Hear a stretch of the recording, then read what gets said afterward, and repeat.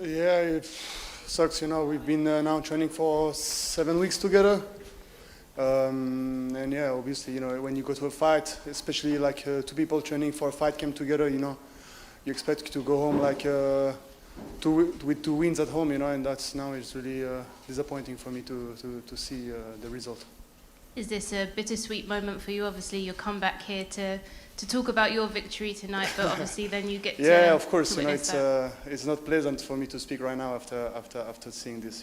Yeah. When you kind of look back at your fight with Paul Craig, what are the emotions that trying to not think about Alex? What are your emotions right now? Yeah, obviously I'm happy about the performance. I knew Paul was a tough guy. He's like ace on the floor. So the game plan was really easy. Make it really tight on the floor. Just prevent him from doing any actions and just stand back up and put the fight on the feet. So the game plan was really, really good. I stopped a lot of all of his takedown, and obviously, I showed also that I had my strength in every department. And did that play a big role in preparations in the run-up to this fight, avoiding that submission, avoiding that takedown? What did you say?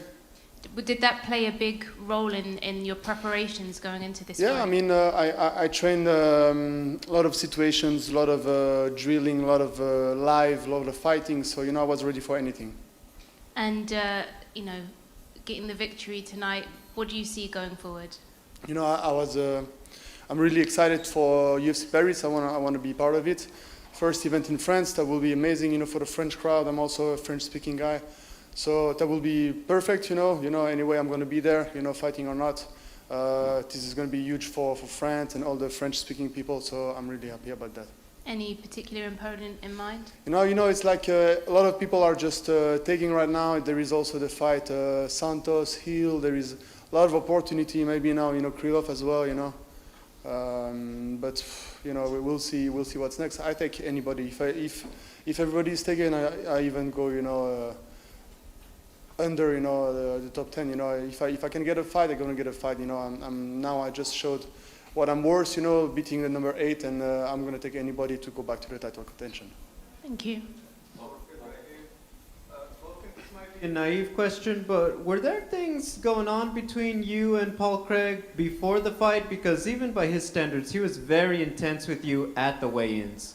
Yeah, because maybe a lot of people don't look at him in his eyes, if somebody look at me in my eyes, I'm not gonna give up, He also started, even during the weighing, he just started, behind the curtains, Some mind games from him, just looking me in the eyes, just back and forth a few times, we had to be separated by the security 2-3 times, in the backstage.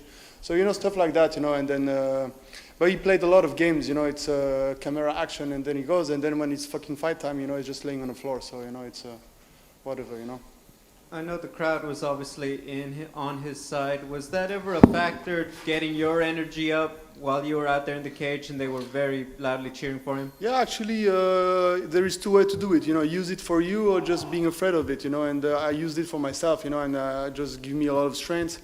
Anyway, I don't really care because then when it's fight time, it's just me and him. The cage is locked.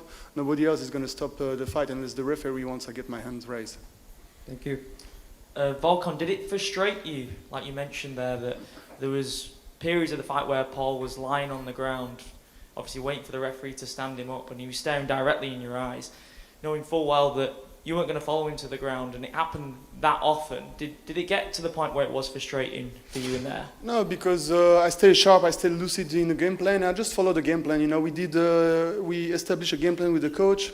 They were always there to yell at me, like to do this, do that, and you have to be lucid enough to listen to them, do your stuff, because you're the fighter, so you have to take opportunity, advantage where you feel, but you need third eyes, somebody that see the big picture and that can remind you not to get too greedy sometimes, especially against somebody like Paul. The greed is going to kill you. You get too greedy with him, then he's going to lock the triangle on you, and that's also why he's playing a little bit hurt sometime on the floor, and then you get too greedy, you go with the ground and pound. You saw Krylov losing like that last time, some other people losing like that.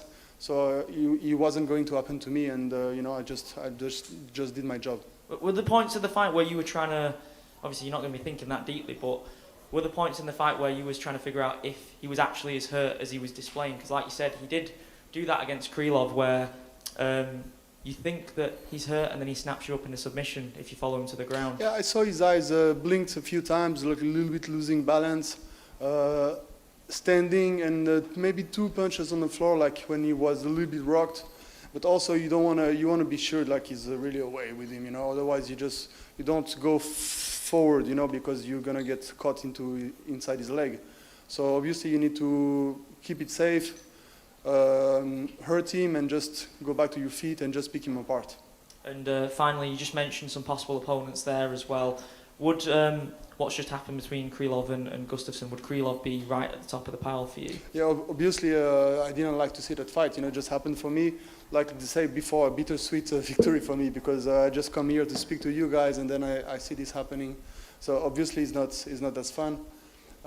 But you know, anybody, like I said, anybody, you know, it just has to make sense now. But even though I don't even care if it makes sense. You know, I just want to fight now.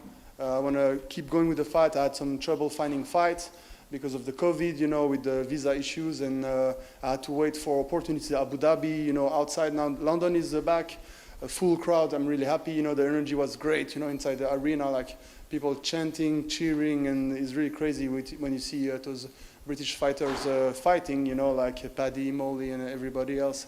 Like the crowd is crazy, so it's really cool here. Hey, Volkan, Tim from Sportskeeda here. Just a couple of questions for you. Why are you still wearing the gloves? What's going on? How long are you? I like it, you know, maybe I'm going to fight one more time. No, I just got off the picture, and I just, you know, it's good. I like it.